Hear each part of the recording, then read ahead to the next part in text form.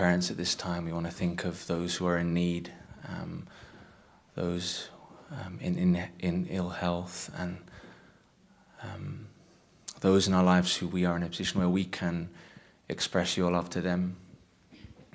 Please let us use this Sunday to recharge and to consider what we can be grateful for, and also what we can do, what we can offer, how we can be, that the investment we make today altogether can shape the days and weeks ahead. So we offer all our efforts at the end of this week and at the start of a new week to you, and we do so with an openness and a confidence that we can live with you, and if we give space for you, you can inspire us, you can guide us, and always we pray for your protection for our families, and we pray that we can be your agents in this world, and we can express your love and represent you.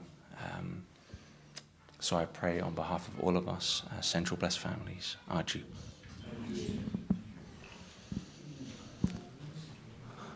Okay, thank you. Please take a moment to sit down, apart from the band. Okay, band, stay where you are.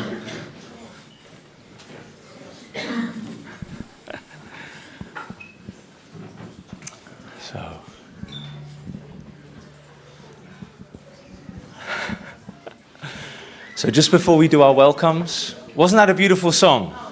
Especially the third one. It kind of built up in this calm section at the end. I felt something was brewing, okay? There was an atmosphere. So really big thanks to the band. Big thanks to Raymond. And also shout out to Uncle David Rennie as well. Because there was a moment there, like Uncle David was in, he wanted to give space, but we needed his help, okay? So he was doing this setup here. I mean, that looks professional, right? When someone whips out the gaffer tape, okay? So, and just to see the look of contentment on Uncle David's face looking at the band. So it was a beautiful thing. So let's just say thanks to the band, okay, for those first two songs. A round of applause. Because that was the shortest rehearsal time I've ever seen, okay? Because the setup from entering here, getting parked up, that was a quick turnover, so really big thanks for that, with 7 minutes of rehearsal, I would say, on the clock. So we'll have at least 3 more songs, so really that's a big plus. Thanks for offering that. And it's a beautiful day. It's a beautiful day here for the community. So just take a moment to look around. And let's take a few minutes to say good morning, give a big welcome, give some love to those around you, okay? We have 3-4 minutes of just saying hello. Take it away. Welcome each other. Give each other an embrace, hugs.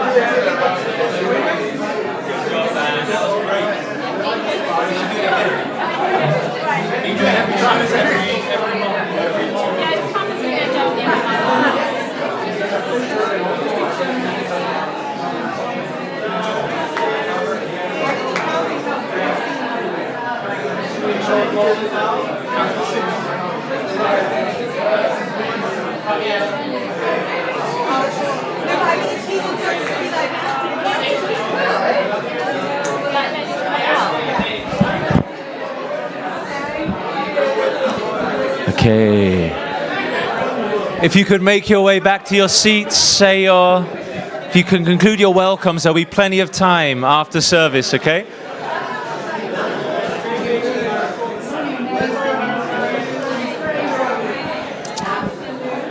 Beautiful. Okay, so the band are returning.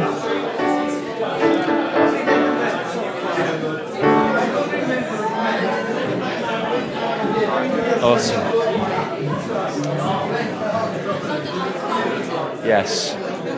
Yeah. Okay. So if you could return to your seats, everyone, thank you. Cindy just whispered in my ear that North London likes their greetings, okay? So they move around the whole room. You better make a circulation. Yeah. Yeah.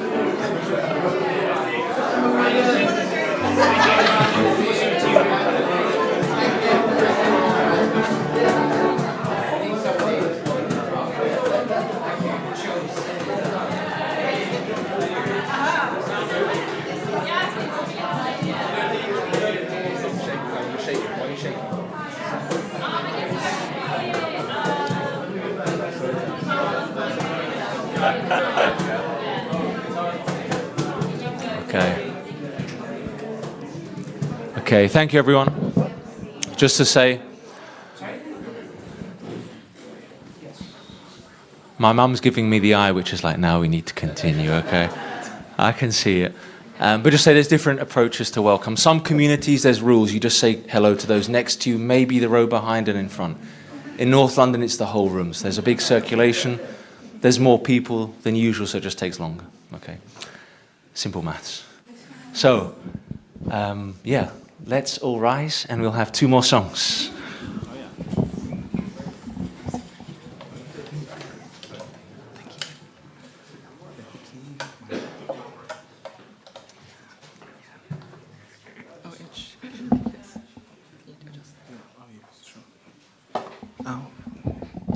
Yeah, so we would like to do a nice upbeat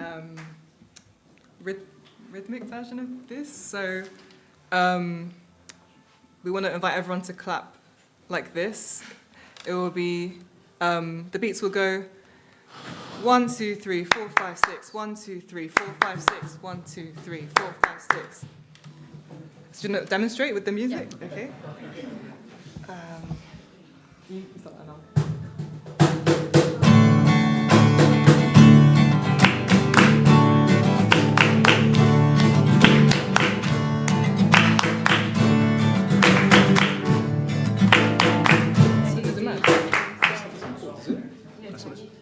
Let's try it. D. Yeah, that's the point. You're supposed to do that rather than that? Okay. Wonderful. Okay, so we just do that in between each verse. And we'll call out so it's clear when to start again. Yeah, okay, let's go. Okay. Yes. End the line. Yes, you can feel free to also clap. For example, be thou my vision, O Lord of my heart. Exactly. You got it. Okay, cool. Yes. Let's enjoy it. Okay. I'll come in after you. Yeah.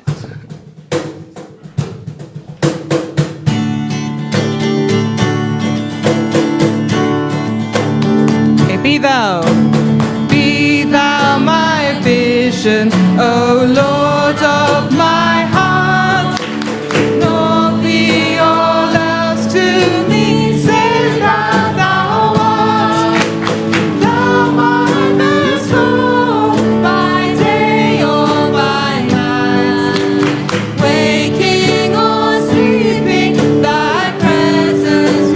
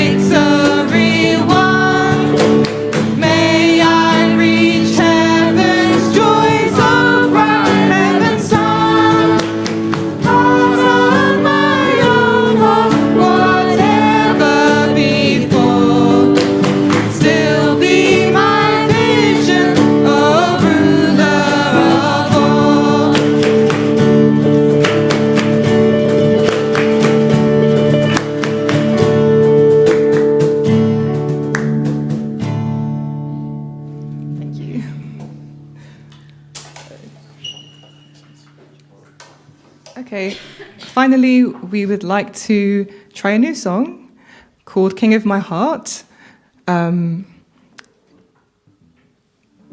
It's got lovely lyrics about seeking refuge in God, returning to God, remembering that God is the source we can draw from and the place we can move forward, like spring from as well. So there's a very simple chorus where the lyrics are, "You are good, good, oh." Not in that tone, sorry. But it's, nice and simple. So we will just teach the verse and also the final section, and the rest we can learn as we go. So we'll try half the verse, and then everyone can sing it back.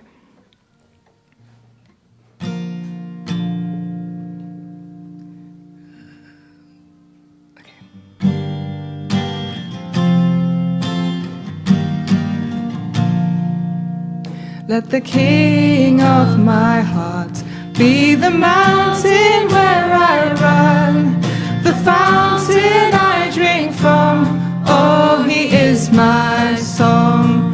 Can everyone try that in 1, 2, 3? Let the King of my heart be the mountain where I run, the fountain I drink from. Oh, he is my song. Okay, and just with the first line, the rhythm is like, let the king, so it leads like that rather than let the king, it's more, let the king. Sorry, that's actually. Let's try the second half of the verse. Okay. 1, 2, 3, 4. Let the King of my heart be the shadow where I hide, the ransom for my life. Oh, he is my song. Okay, I think everyone's got that. Thank you so much. And then the final part is like this.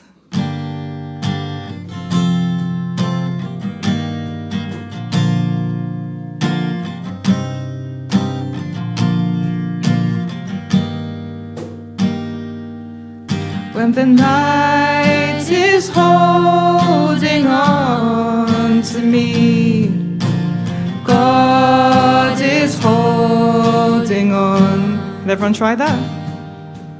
When the night is holding on to me, God is holding on.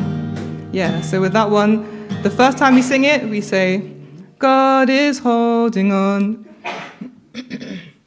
And the second time we go around, we say, God is holding on. So can we try the second type? When the night is holding on to me, God is holding on. Yeah, try that again.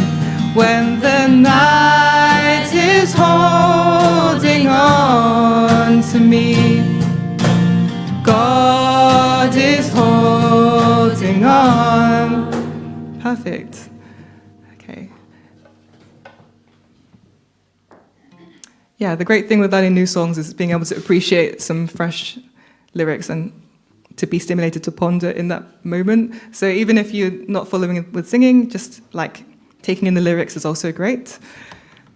But we'll now go and do the whole song. Okay, intro twice, line twice, okay?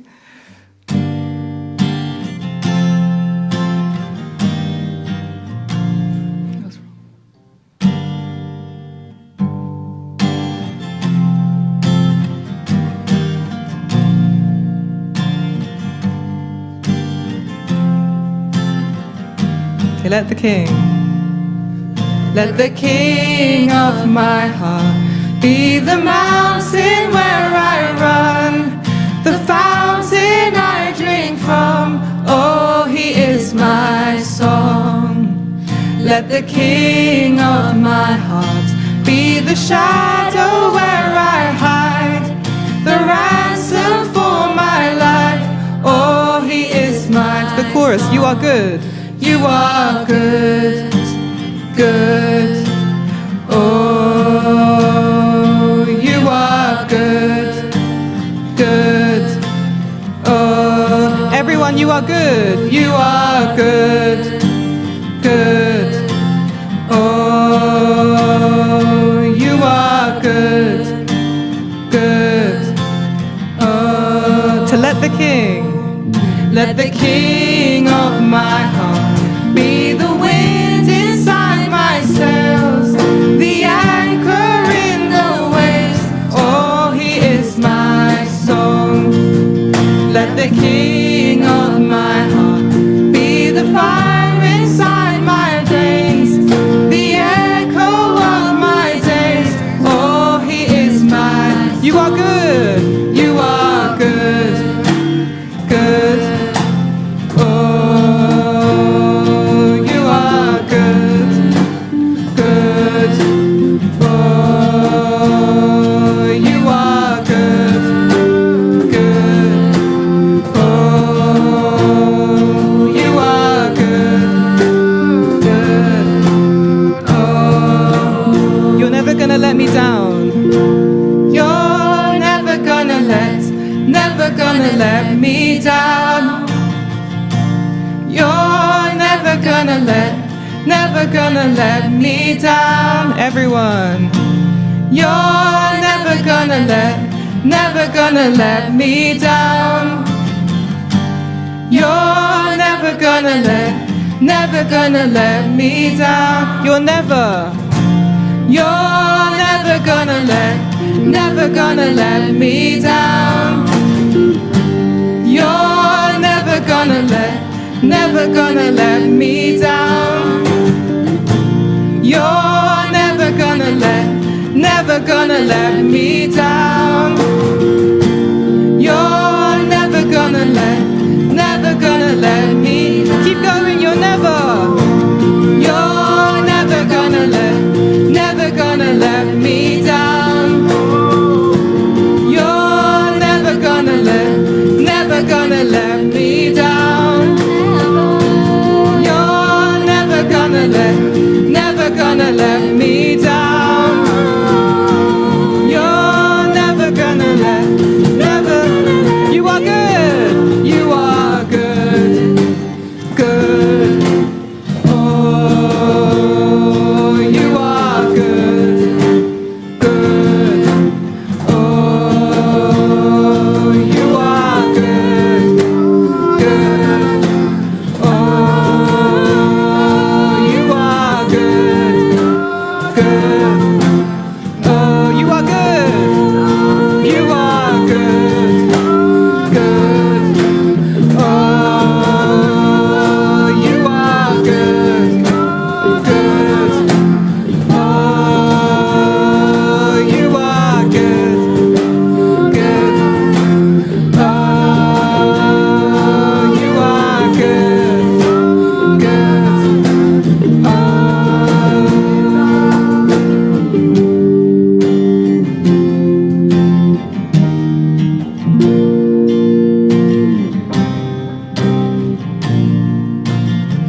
To when the night is holding on to me, God is holding on. When the night is holding on to me, God is holding on. A couple more times. When the night is holding on to me, God is holding on. One more time. When the night is holding on to me, God is holding on.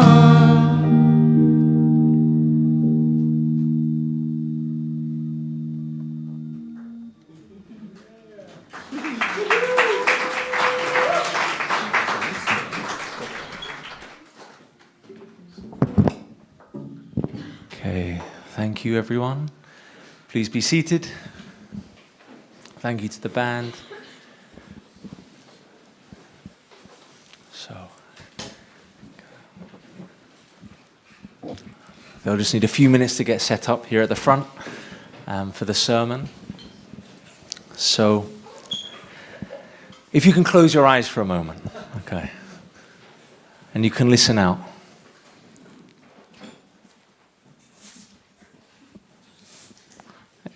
In that very moment, they decided to stop playing music, okay? So this is the center of the cultural scene here in this part of London. This is a wonderful new building. Is it the Greenfield building? Yeah, Greenfield building. For those of you who are into architecture, designed by James Dyson. Not the vacuum guy, sorry, John Dyson, sorry, got confused, okay. This is a... Forget I said anything about Dyson, okay. This is, I just love this room. I love the light. In addition, there's some background music, okay, time to time, because there's lots of different cultural activities going on. So there may be a bit of opening doors, closing doors. And it's a full room today, so it's really wonderful to see everyone. Thank you for all making the effort to come. And on a personal level, there we go. Okay, the brass band is playing. So hopefully it times really well with good moments of the sermon. It's really fitting. It's like a background music. But it'll be there, okay, so don't get distracted. I'm not distracted. I'm just giving you the heads up. Everyone hears it, okay? So, Yebony and I, just for context, we're part of the ESGD team and also the BC Gen team here in the UK. We receive a lot of support, consistent support from North of Thames community. We also have, okay, that's perfect. And we also have a number of members from the North of Thames community engaged in our activities and in our leadership.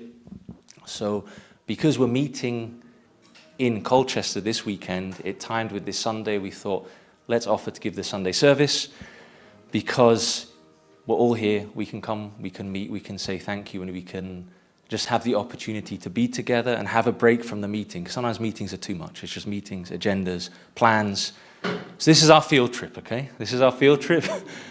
And then it was decided that, okay, Yebony and Patrick, okay, you're local. You should do the sermon, one of you. Okay? So I thought about it for many hours. And after 8 hours of reflection, taking notes, brainstorming, I went to Yebony and I said, I have the answer.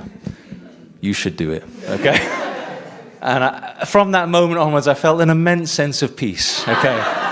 A calm kind of came over me and I felt, yeah, this is the right decision, okay? So, true story. So, yeah, I'm helping to lead the service and to MC for my wife, Yebony, and also Mama Chandler, so our Oma, Yebony's mother, my mother-in-law.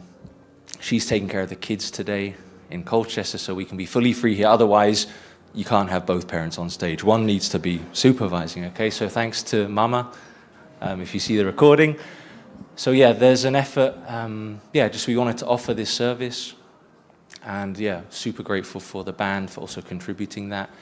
And because we have a big foundation, a lot of experience working together, we can, you can turn up and you can offer those songs. That was a wonderful contribution today.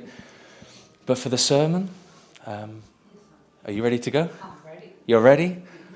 Okay, so let's open our hearts and let's open our hearts and give a big round of applause to Yebony Hannah.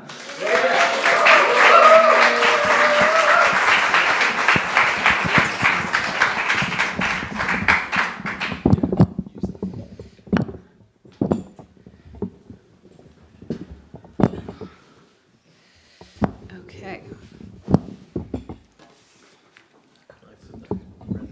Does that work? Shall I hold it? No, I just need it as close as possible to you. Like this? Okay. Oh, it's going.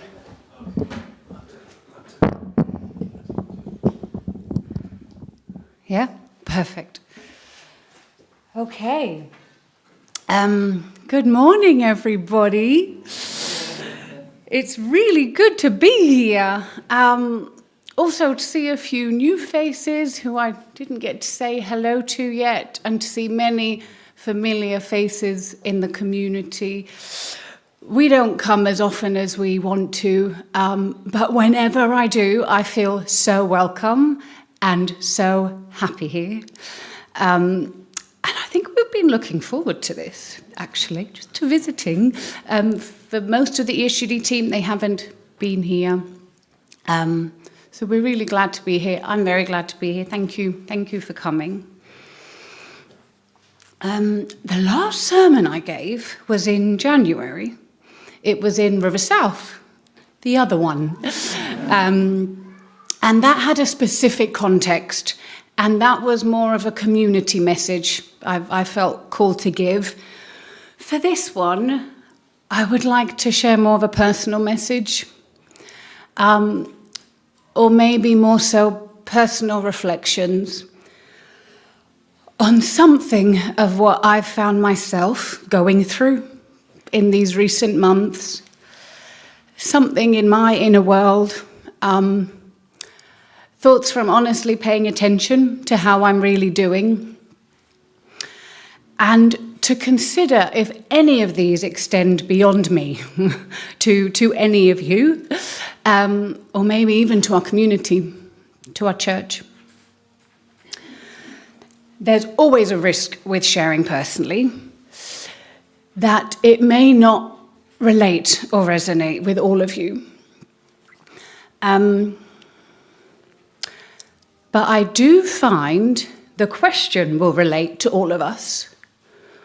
And so whilst I'm sharing, that in itself is an invitation for all of us to reflect on how we've been doing recently, what we've been going through personally and as a community. So I want to start with an experience I had quite recently during the children's Easter holidays in March, end of March, in Norwich. Any fans of Norwich? Anyone connected to Norwich? Anyone been? Loves Norwich? The two back rows. Okay, I'll come chat with you afterwards. We just had a short 3-day holiday with the kids, just Patrick and I and the 3 kids, and it was so good. I think we've finally found how we holiday, and it's not camping as much as we want it to be. It's not caravanning, it's premiering. That works for us, with the breakfast the next morning in the middle of Norwich, and then we're ready to go. And we really had a nice balance of Norfolk Broads, but also just the city. The kids loved the city. The highlight was just pigeons all over them, with a bit of bird food everywhere for an hour, just surrounded by pigeons in the market square. However, we all slept in one room, and it got very hot, and there wasn't much of a window that was able to be opened. So I think it was the first night or the second night. We went to bed early with the kids. Early, it's holiday, but around 9. And I could not sleep, and that's rare for me. This is Patrick's issue, usually. I'm a good sleeper. I can sleep anywhere and very quickly. But not that night. And it got to 10, and it got to 11, and it got to midnight. I was still up at 2 a.m. That was 5 hours of just lying in bed, not being able to go to sleep. And at some point I thought, Yebony, just give in. This is great. You just get some peaceful prayer time, some peaceful meditation time, some time to reflect. So I tried that. I tried to pray. And I was shocked at how quickly my prayer ended and a thought started about one of the kids or what we're going to do tomorrow. So then I thought, okay, let's just try and meditate and just try and be calm. And again, I was shocked at just how quickly my mind was going all over the place. Then I thought, let me just acknowledge how great today was and enjoy again the highlights. And then I found myself already thinking, but what do we need to improve? What does Collier need to work on? And Sienna, and this moment in my parenting today. What I'm sharing was that night was far from peaceful. And I was shocked at the state of my mind. How little peace I had. It was like I couldn't find the off switch, and there was a wild beast in there that was in serious need of taming, that maybe so often I don't realize because I'm just on the go. I had two reflections. My first one was the difference between the state of my mind and my heart. Because my heart is actually very clear most of the time. But so often, obviously, I get stuck in my mind. And I forget, as it goes into overdrive, that I have access to something much deeper and much clearer. And my second reflection was about the practice of silence and solitude that so many of our spiritual figures that we have modeled our lives on seem to have as an essential practice. Jesus, Father, so often they withdrew from the crowds and from the noise to go to a quiet place alone to pray. It was an ongoing rhythm of their life. It's where they gained clarity about their identity and their calling, and where they got centered again with themselves and with God, and after which, so often they knew precisely what to say yes to next and what to say no to. I realized how little silence I have. Not just externally, but really internally. This running commentary just never seems to stop of what I should have done or could do. The role-playing, the over-rehearsing, the ruminating, the comparing, the idealizing, the worrying. In short, this night was a bit of a shock of how I was really doing when everything else stops.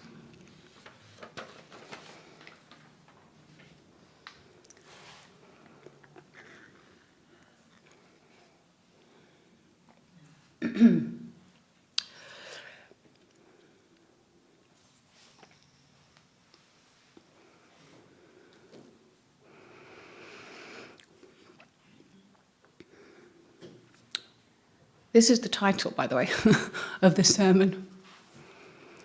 And when reflecting on this goal that I think we all have of what it means to live with God, I came across something that struck with me, and it was a famous American pastor reflecting on his church and his goals for his church. And he, with sadness, just said, people are just too busy to live emotionally healthy and spiritually rich and vibrant lives. He was reflecting on the fact that we are, as so many people say, living in a time of a new epidemic in our modern world, which they call hurry sickness. Our level of busyness, which has become so normal, you ask anyone, from a single parent to a no parent, from a CEO to someone looking for work, how are you? And the answer so often is, I'm good, just busy. It's so normal now. But it's pathological, as in it's a disease. And one definition of hurry sickness they gave was a behavior pattern characterized by continual rushing and anxiousness. And I thought, that's exactly what I was experiencing. This constant running, striving, this feeling of I'm not where I need to be, so I need to chase something more. And it wasn't so much an external stress. Yes, we have 3 young children. Yes, we're working with ESGD full time. But that feels manageable. What this was an internal restlessness that I couldn't rest often. This feeling of contentment, it was like I wasn't allowing myself to get there. And I had to admit something was off spiritually. Something was off in my way of being, in my presence. There wasn't enough peace. And despite everything good in my life, and there is so much, and my heart knows this, I was too discontent and too restless too often. But I also realized something else, and this was, sometimes books or quotes or things just come to you at a time when you need them. And this was an interesting one that came to me. If the devil can't make you sin, he'll make you busy. I have never connected those words, sin and busyness.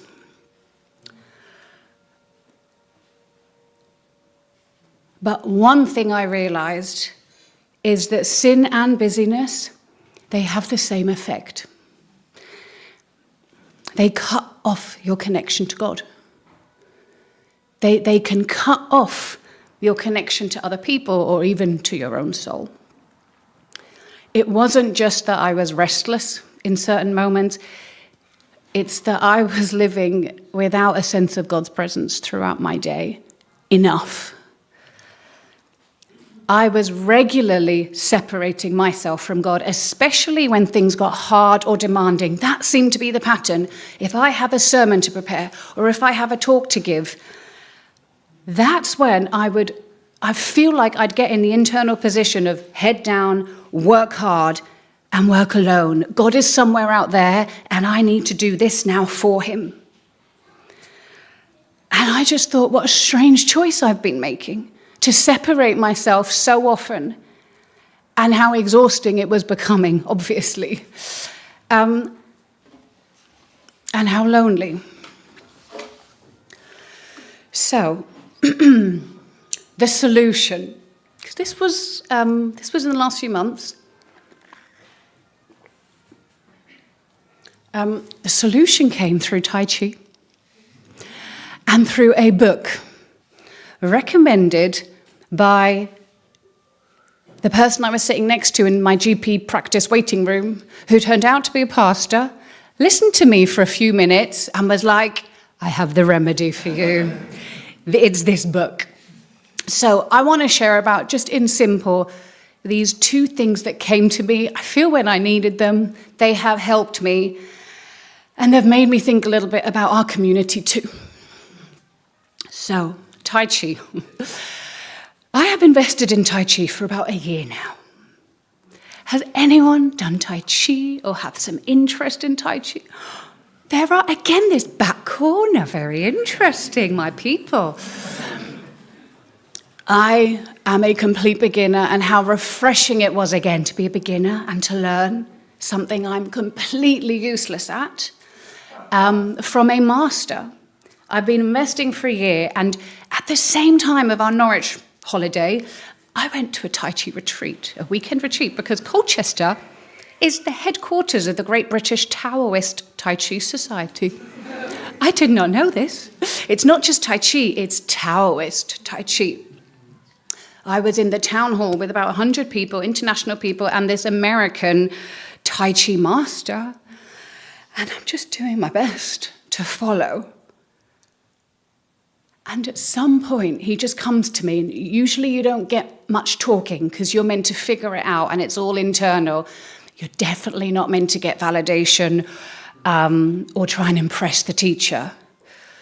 But at some point, I was doing this move. And he just said, you don't need to lunge so much. You don't need to push so far. And it was such a practical point that your knee shouldn't be beyond your toes ever. It comes much more from the spine. But I had to stop myself from crying in those moments because those words went so much deeper than just my Tai Chi practice. And I felt I just needed to hear them again.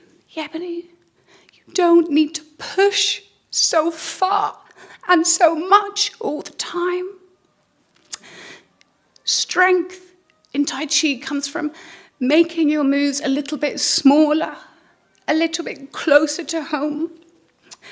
It comes from being grounded and being clear in your moves. From that weekend, my big takeaway was lunging further and pushing more isn't always the answer. And I feel like I assume many of you, thank you, Sasha, I think many of us are facing that tension. We have the 6-week summer holidays coming up, and this is where we as ESGD are busiest. We have 3 workshops coming up, the senior, the ODP Plus, now ADP Plus, and Roots. It would be good if we are there for all of them, as we have been before. We now have 3 children, and 1 on the way. What do we do? Is it just that I fulfill all of my conditions all the time, at all costs, and just push on? What might be the cost of that? Or is the question more, what sacrifices can we now willingly offer? Rather than just what should we do? This is a big question for us regularly, sacrificing our family. And Patrick and I are regularly reminded of one lecture during Done from Frank Kaufmann, for any of you who know him, who talked about this topic. It came up. What does it mean to sacrifice our family for the greater good, for the world? Because that's such a concept, that's such a core tenet of our belief. Sacrificing yourself for your family for the community for the world. What does it mean? And he simply said, does it mean sacrificing my family? Or does it mean sacrificing as a family? And it's one word difference. That makes all the difference for me. With respect to our deep foundation, where so many of you as First Gen were pioneers and missionaries, and I see no other way how we could have gone to balance that with raising your families, I believe now we need a culture where I do not think it is noble for me to neglect my family or to sacrifice them for something higher.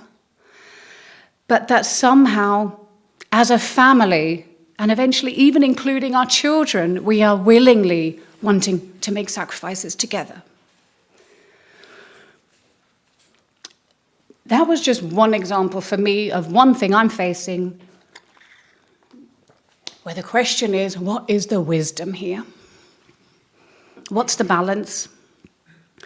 And there was something in Tai Chi that spoke to me in this.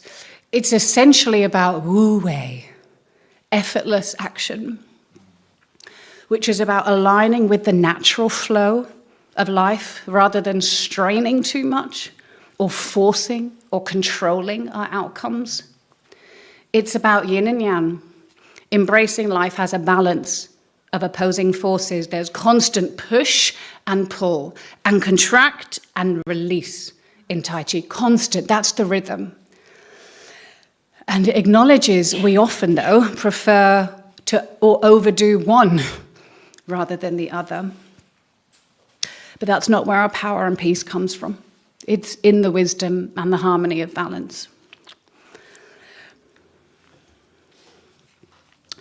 I realized I can't succeed unless I find more peace and more joy along the way and stop the one move that I always seem to pull out, which is push, push, and push.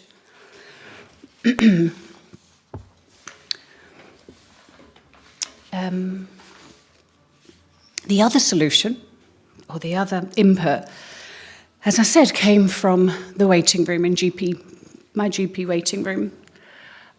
This book she diagnosed me with is called The Ruthless Elimination of Hurry. And I literally left and pressed purchase on Amazon straight away. It arrived the next day. And I pretty much read it within that day.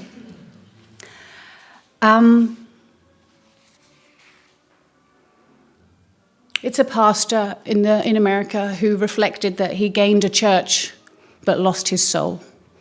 There are 1,000 new members every year. But to keep up with that, he had become something he wasn't happy with. And the book was about him going back to Jesus' teachings and Jesus' way of life to get some answers. There's two things I want to share with you from that book. The first was, and this is a page I just screenshotted, he was referencing Matthew 11, verse 28 to 30, where it says, "Come to me, all you who are weary and burdened, and I will give you rest. Take my yoke upon you and learn from me, for I am gentle and humble in heart, and you will find rest for your souls. For my yoke is easy and my burden is light." Whew. You are nodding, Adi. I don't know what I was doing when I read that. I was really confronted. A yoke is a wooden frame, right, that you put on two animals to carry a heavy load. He described his yoke as light and easy. And I just thought, how? With the chaos of our lives, the complexity, the challenges, the doubt, the struggles, the pain we all have in our everyday lives, our health, our relationships, our families, our work, with the reality of our movement, with the reality of True Mother's situation, how can our yoke be easy and light? But that's exactly what he said. And he was saying, yes, there is a way for us to carry these burdens that gives us more ease and rest for our soul. And what struck me was a yoke is always put on two animals, two oxen in a field. It's there to bond and tie them together so that they can carry the load together. And I thought, at least in everything that this says, at least that's probably one of the messages. Jesus could carry this with a gentle and humble heart because he was tied with God all the time.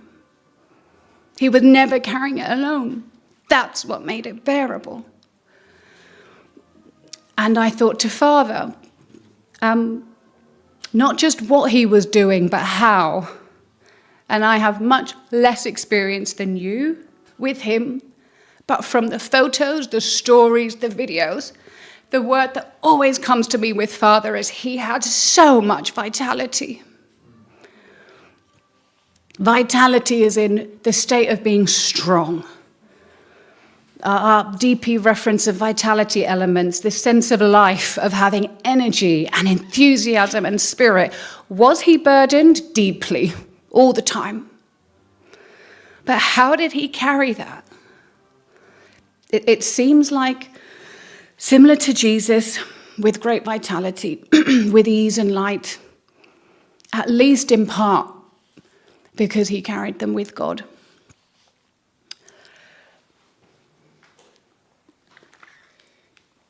This made me think of two things.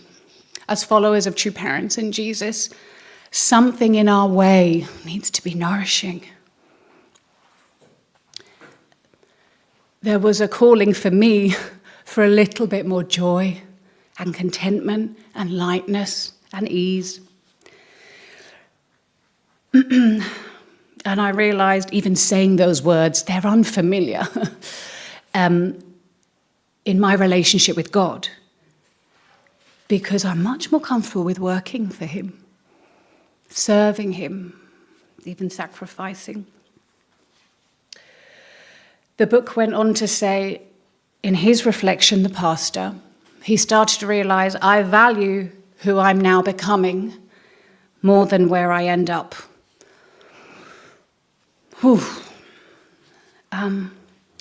It made me think, have there been times, and are there still times now, where I or we are so focused on where we're ending up that we lose sight of what parts of us are becoming, not just our willpower, but what's happening to our ease, or our peace, or our surrender, and maybe of what our families and important relationships around us are becoming.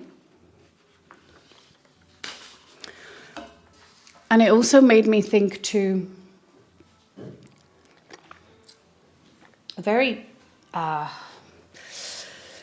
point the pastor reflected on about Jesus as the way, the truth, and the life. His reflection was, Jesus so often said, follow me, not believe in me, even though he said that 2 at times, and definitely not believe this and don't believe this. He was a model to follow. This pastor reflected, Jesus as the way seems to be undervalued for the Christian church, under Jesus as the truth. And it made me think to my own self and our community and our church, have we fallen into overemphasizing theology and correct belief over inheriting the life of true parents and embodying their model, their spirit, their practices, their way they did everything?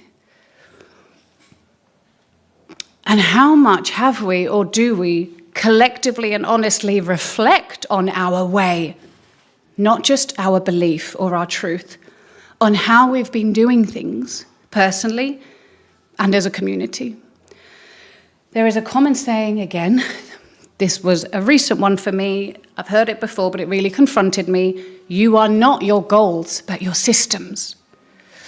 I think systems feels a bit business, feels a bit foreign. For me, it's simply another way of saying your way, your culture, your way of doing things. It means our life isn't really a result of the goals we have or what we're aiming for. It's more about what we're actually doing day to day, what we're prioritizing, how we're spending our money and our time. I love goals. I love new goals. They give me so much direction and motivation, and they have a place. But just like knowing the truth doesn't mean you're following or living the way, having big goals doesn't always mean they're going to happen. I think we're a very goal-driven movement. Is that fair to say? We have a lot of goals, and they're big goals, and they're beautiful goals. Is it possible that sometimes we can feel fulfilled simply by having big goals and a big vision?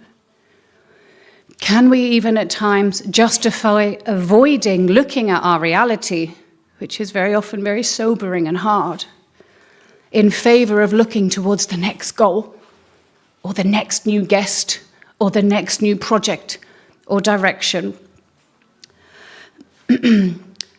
At least I feel we need to regularly acknowledge the tension between some of our big goals and the reality of our communities and families. Simply, the book reminded me the way we do things is very important. And as it says, judge them by their fruits. What are the actual results of what we are doing and have been doing? What's the impact on those around us? Is there a cost of always pushing for goals? And are there things we've neglected or maybe lost sight of along the way? So I want to end by just sharing one of his practices, this past from the book, that he returned to help him regain balance.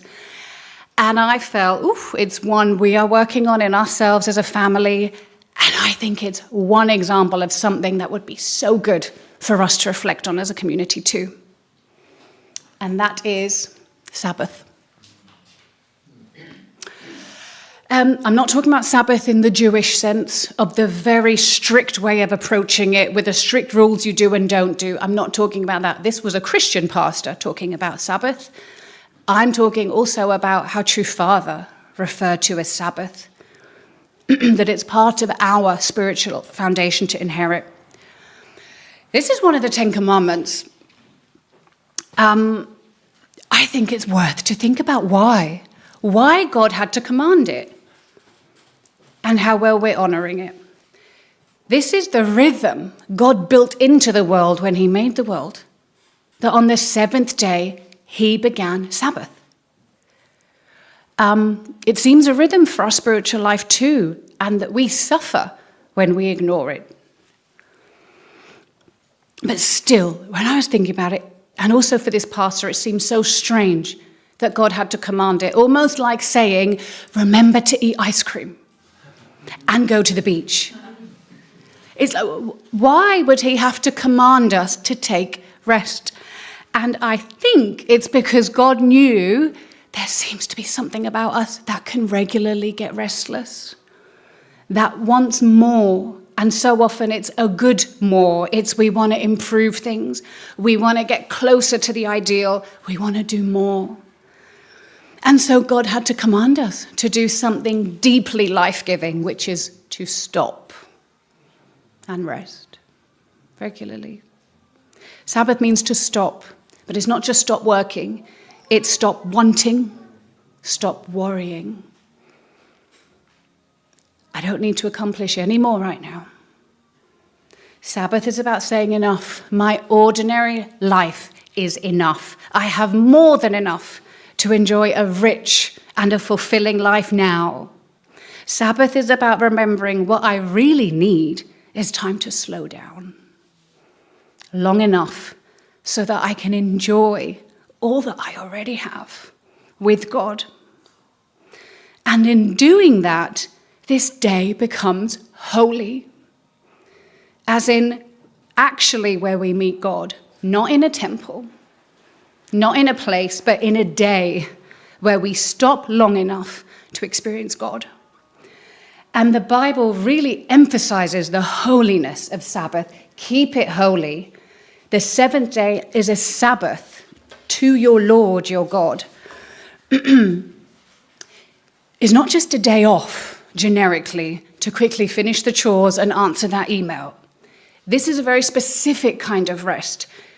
It's a God-centered rest. In that sense, it's a discipline. And the discipline of Sabbath is grateful awareness of God and all that is good in your life on that day. Sabbath is an invitation to enter delight. It's the holy time where we feast, we play, we dance, we sing, we pray, we laugh, we tell stories, we read, paint, walk, and delight in creation in its fullness, just like God did on the seventh day. He delighted in what he had made, and it was good. But it's not just a day where we do things to rest. It's a spirit of restfulness. The book says Sabbath isn't just a day. It's a spirit of restfulness that comes from living with God and his loving presence. It's a way of living with ease, with gratitude, with appreciation, with peace and prayer. I love that idea, this spirit of restfulness. And I just wanted to copy this page because if I looked at the spirit of restfulness, I found many more words in the spirit of restlessness. And it was beautiful for me to remind myself at least one day a week, I get to stop my worries and choose to trust again.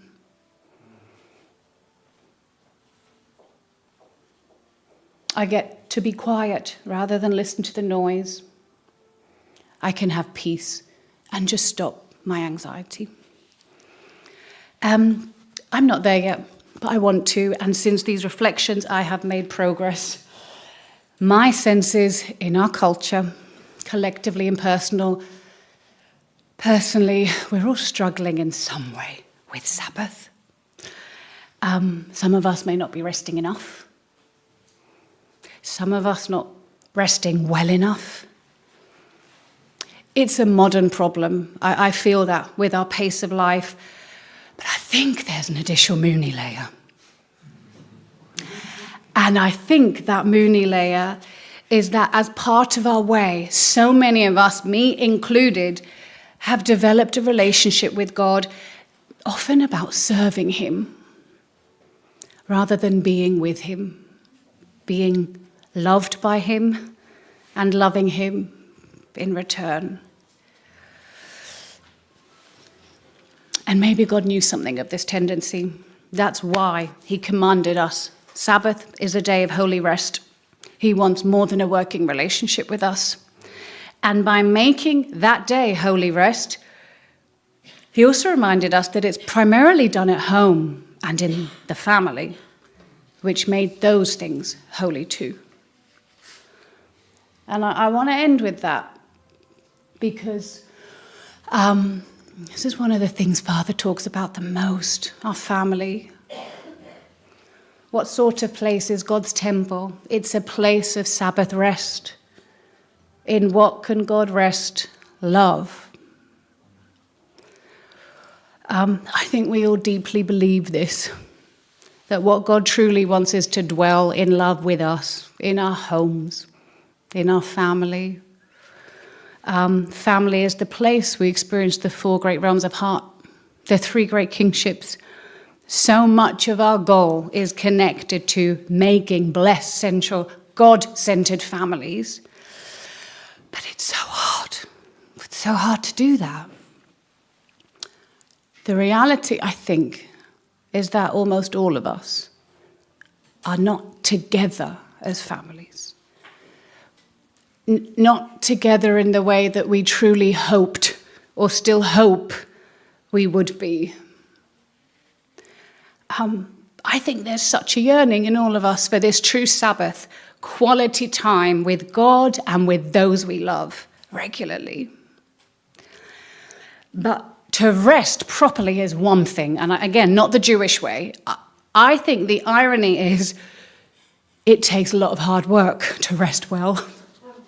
It takes a lot of planning and prep to figure out, firstly, what actually makes me rest? Secondly, as a couple, what could we do? And thirdly, with a toddler, a 5-year-old and a 7-year-old, how would rest look like? Painting sounds lovely for Grace. Come to our family when we're painting, it's hit and miss. It doesn't always look like rest. But beyond rest, to have a relationship with God as a family, to welcome God into the family, to make our family a place God really wants to dwell, that's hard and beautiful and hard. Just talking about spiritual education, which Patrick and I care deeply about, reflect about often, that is an ongoing journey how to figure that out in our home. We've finally found some really lovely resources that go through the Bible stories beautifully, and we now read them on our Sabbath, on our Saturday evening together, starting with Genesis. Sienna, our eldest, walked away on the bit where Adam and Eve disobeyed God and got told off. It made her so stressed. And then when we read Noah and Patrick put her to bed, she was crying because she was so sad thinking about death and just how many people died in that flood. Don't know. What I'm saying is none of this is simple. We've finally got the books. We've finally got our Sabbath evening to read it. And that's not the full stop. It needs time and attention and care for each child, it seems, of how to digest that and the conversations that happen after. My sense these days is whether it's parenting or something else in our personal lives or as a community, so little we're handling is easy. So much is complex, and we need wisdom. But wisdom comes in quiet moments. Wisdom is born in the slow. It makes you wait for it. Once your thoughts have calmed, for the voice to come. And I wonder, has our lack of rest and quality time together prevented us from the necessary process of pausing long enough to take stock of our lives and our families and the state of our church?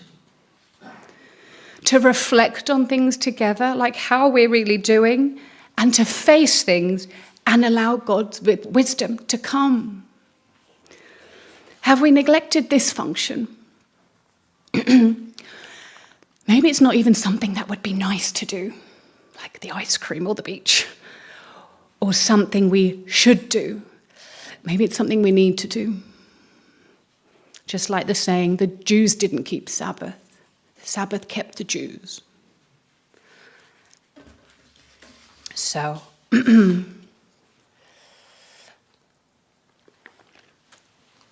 whether it's the reflection I started with, restlessness, listening too much to our mind and not our heart, or this sense of we're not doing enough or we're not worthy enough, which I hear a lot of in our church.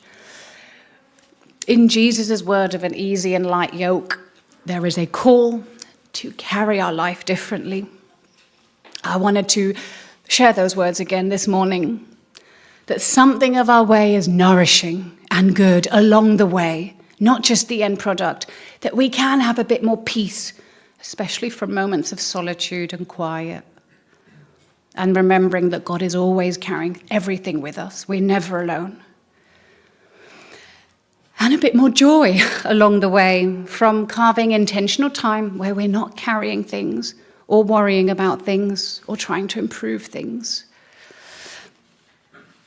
A spirit of Sabbath hasn't been established enough in our community, and I think it's had an impact and will continue to. Is there something each of us can do? Starting by setting aside time to think about it personally and as a couple and as a family. I think this is the time to be doing that for the sake of the future, rather than just pushing on to stop, look at things together, talk about things together, and how have we been doing things? What has been our way? And what are the fruits really? And where might we need more balance? My sense is we would all benefit from more reflection and without judgment to genuinely ask, how can we be more serious as blessed families to support each other in that and to succeed at that? I'm not saying any of these conversations or reflections are easy, and they're definitely not simple, but I think, my closing words, I think what I want to say is, for the sake of our present and future, these reflections are vital. Because in having them, we remind ourselves that we genuinely can and are shaping our future.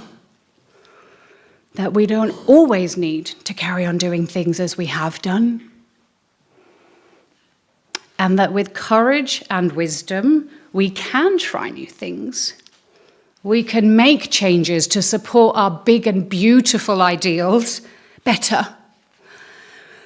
And my sense is at this time, that's exactly what God is calling us to do. Thank you.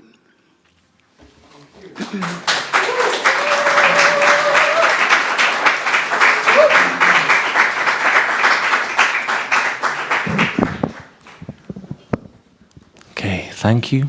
So we'll have some reflection music before our offering song, a few minutes of quiet reflection. Thank you.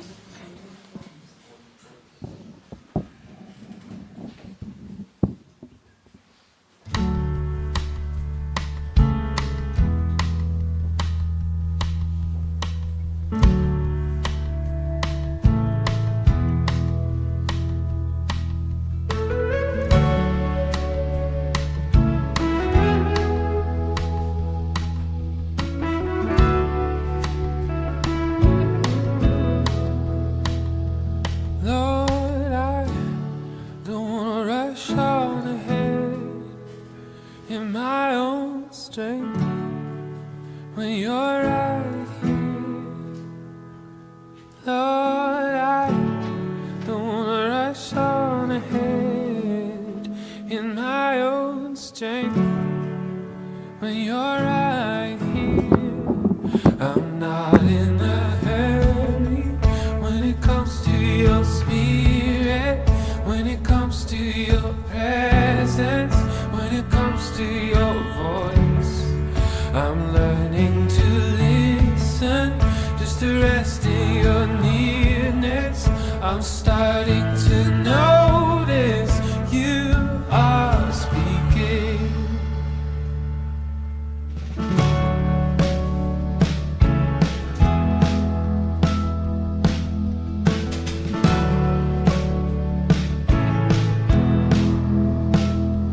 Lord, I wanna look like you. I wanna feel what you feel. I wanna see what you see. Lord, I wanna look like you. I wanna feel what you feel. I wanna see what you see. I'm not in a hurry when it comes to your spirit, when it comes to your presence, when it comes to your voice. I'm learning to listen, just to rest in your nearness. I'm starting to notice you are speaking. I'm not in a hurry when it comes to your spirit, when it comes to... So let's all rise and we'll sing our offering song. Thank you, Ebony. Thank you, everyone. Welcome up the band.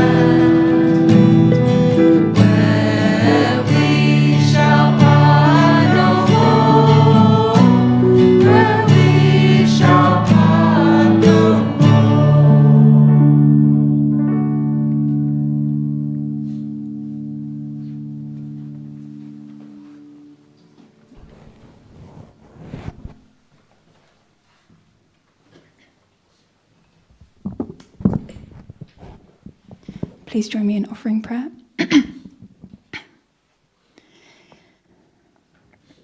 Dear God, true parents, we are grateful for today. We are grateful for our lives. We have many reasons, many things to be grateful for, but we can forget, and we want to be reminded that we can live our lives with you. We can be vitalized with you. We can have energy with you, that we can live our lives, go through our struggles, go through the trials and demands that is life, the challenges that we have, that we're reminded to also slow down and to take Sabbath, to take rest with you and offer our lives. So we want to offer this week, this money, this time to you, and remember that we need to make space and be diligent, make room for you in our lives, and that it can be a source of power and love and energy that we need to be reminded by often, and we're grateful that we're never alone, so thank you for never leaving us. And we want to offer this prayer, this service, in my name and all the names of my brothers and sisters here of Central Blessed Families. Arju.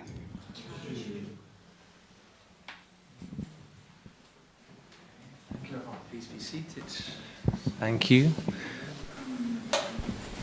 Also.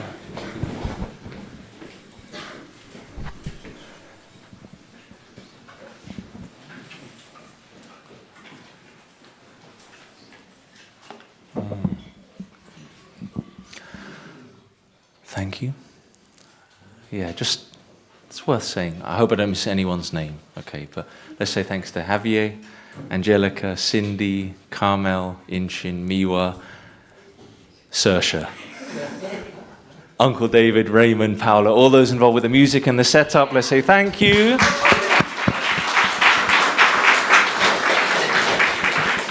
It was very easy not to forget their names because they're all in a row, okay? So I just went through them. I did get the molds mixed together, okay? So just a few announcements as we conclude. Firstly, there is a card reader at the back, okay? There's a card reader at the back. So if you'd like to make a tithing and an offering to North of Thames community, there's a tithe reader there. Tithe reader. I guess we could rebrand it as a tithe reader, okay? Oh, it's very different from a card reader. It takes tithes, okay? And all the national announcements will be shared in the community WhatsApp group that started last week. So please study those. Please pay attention to those. I'll also do a shout out to Bogdan and Yoshiko here. Okay, their national directors are here. And I think you'll appreciate Bogdan. He broke his prescription glasses, okay? So that's why he's got prescription sunglasses on, okay?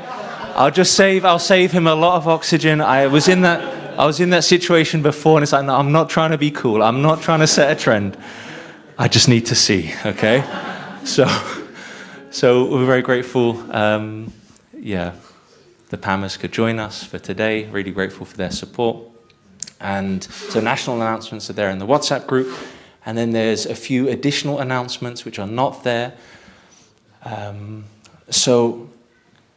This is happening this afternoon, and many of you are aware of the important work of Auntie Francois Murphy and Uncle Jeff Bateman, and also with Uncle William's engagement. Also, if you can see the North of Thames newsletter, there's also an article which Uncle William contributed. And thanks for the good work from Uncle Chris and Uncle Peter Schroeder as well. So this is, of course, in this part of London, very important initiative and a very substantial interfaith project. So please, if you can, join here. The information is also in the community WhatsApp group.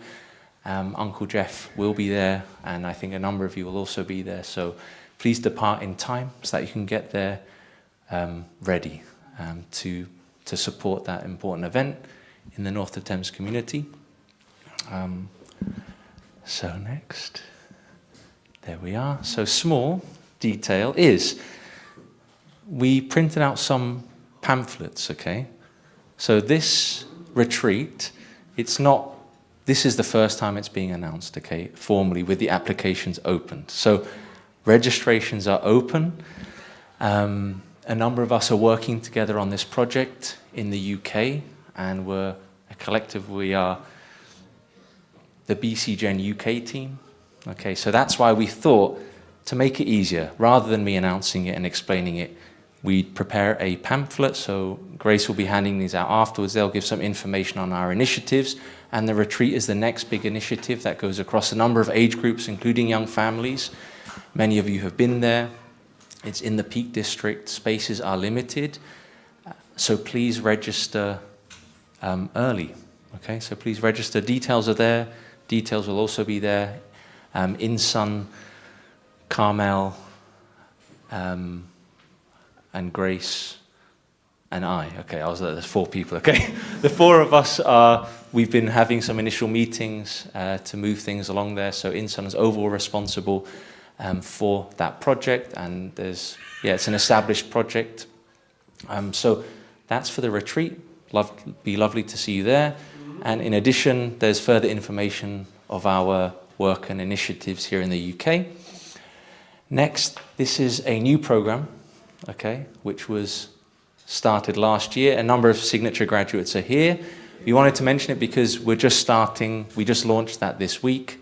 Hasn't been announced nationally or widely yet. And there is a North of Thames connection. Okay, so it's a small program, but North of Thames was the largest single community represented on signature, the inaugural signature program 2025, okay? So there's Caleb McGuigan, Angelica Hirabe, Miwa Babi Shaw, with the support of Alvit Babi Shaw, okay? So that was pretty much 25% of the program. That's high proportions, okay? Plus myself, I'm North of Thames too, woo! Okay, so this was a great project, and I think we're inspired to do more after that, to work together. It was and the key distinction is that we're targeting adult blessed children of all ages, graduates, so there's a big age range there, and kind of maybe take it as a sabbatical, very Sabbathy, okay? So it was like break from studies, break from work, a time of reevaluating life, and it was just for all the people who came. So why I announce is please talk to those North of Thames community members, even if you're not going to go.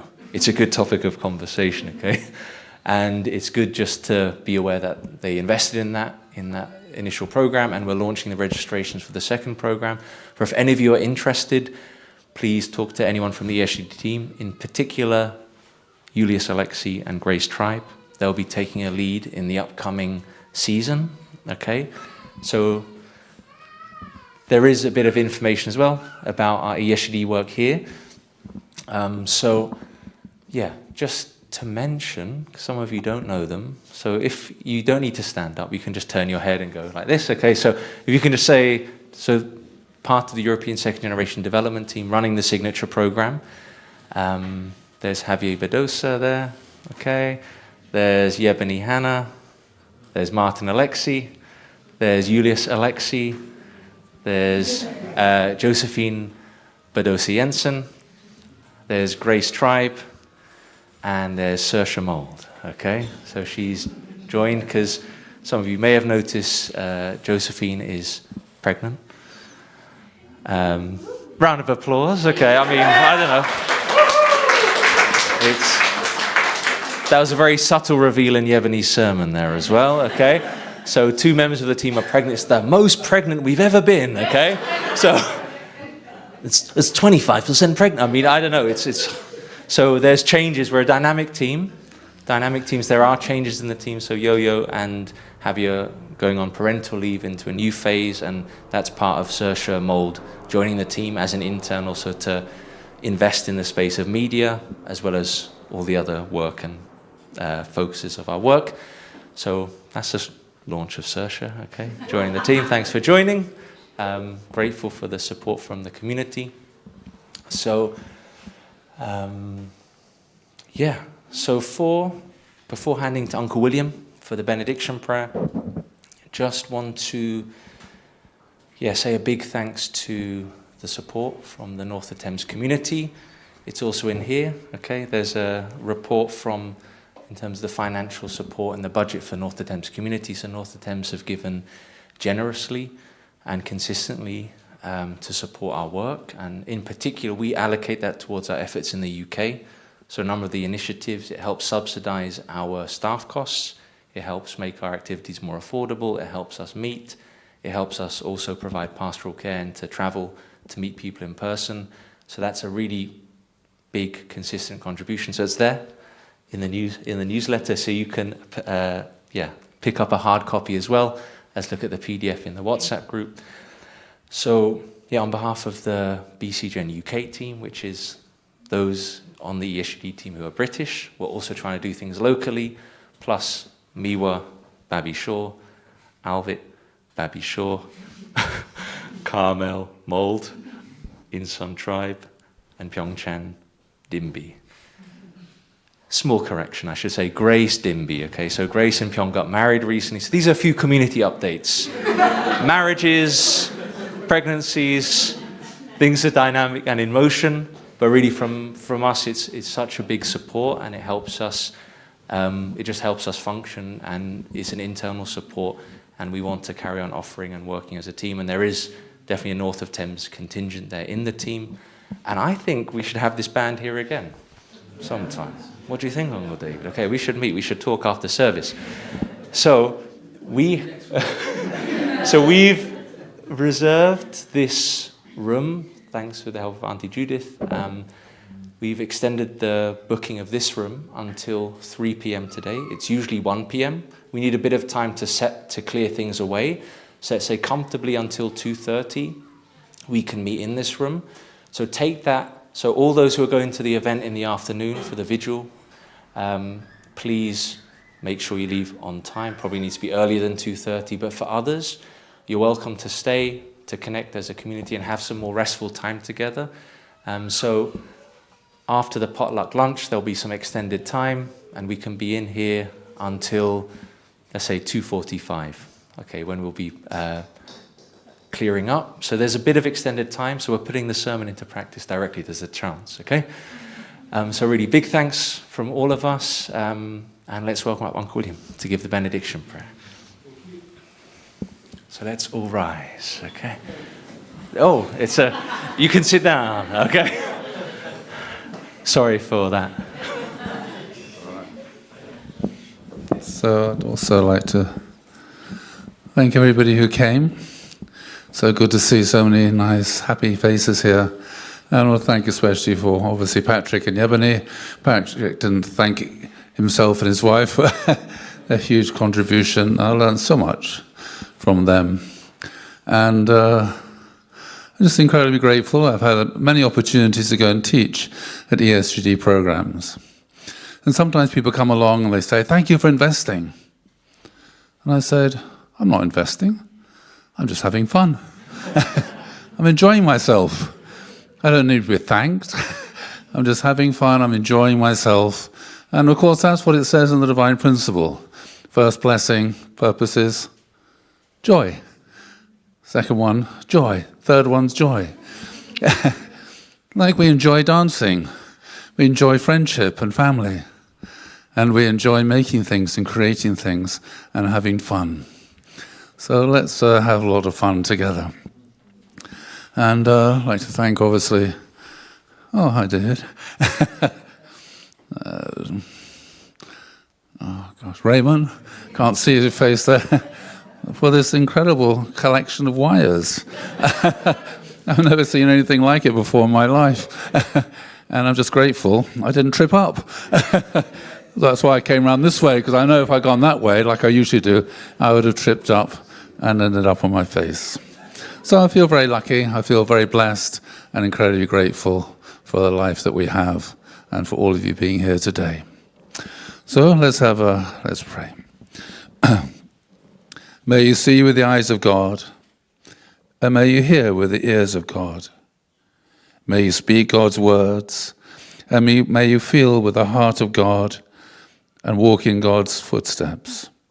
May God bless you and keep you. May the Lord make his face shine upon you and be gracious to you. And may the Lord turn his face toward you and give you peace. Our Jew. Amen. Thank you for all those who made such a wonderful lunch for us all to enjoy now and our fellowship together. Thank you.